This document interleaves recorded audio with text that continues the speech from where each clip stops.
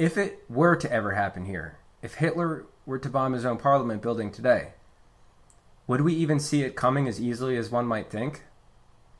One of the things I hear most deniers claim is that our government would never be able to keep it a secret from the people and that too many people would have to be involved.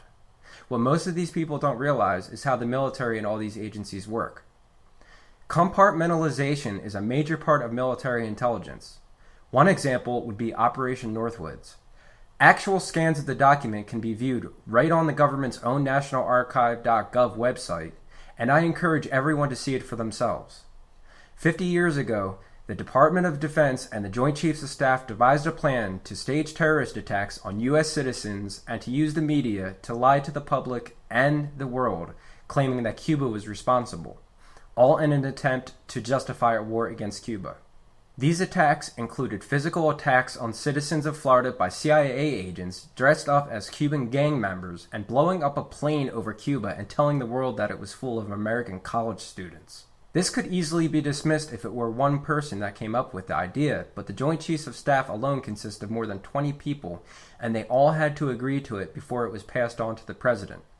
President Kennedy, of course, shot down this attempt, but if the military thought they could pull off this scheme 50 years ago, it would be foolish to believe they couldn't or wouldn't pull it off today if they wanted to.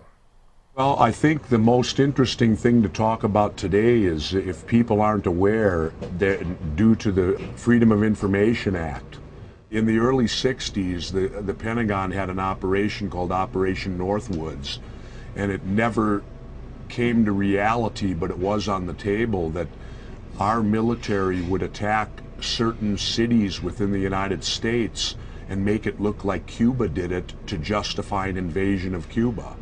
It never happened, but just the simple fact that they contemplated it and it was actually on the table in the Pentagon, I find that just very disturbing, that they would, even consider using our military to try to justify an invasion of another country. It's very disappointing to believe in your country that they would lie to you to get into a war, that they would perpetrate a lie and that the media would go along with it. It's a real eye-opener, and you realize that if they would do it in the 60s, they'll do it again. If it works once, it'll work again. Government very much operates that way. In the early 1960s, the chairman of the Joint Chiefs of Staff, Ella Lemonster, concocted a plan for false flag operations as a pretext to invade Cuba and for war with the Soviet Union. In Operation Northwoods, they planned to hijack jets by remote control, crash them, and blame the attack on Cuba.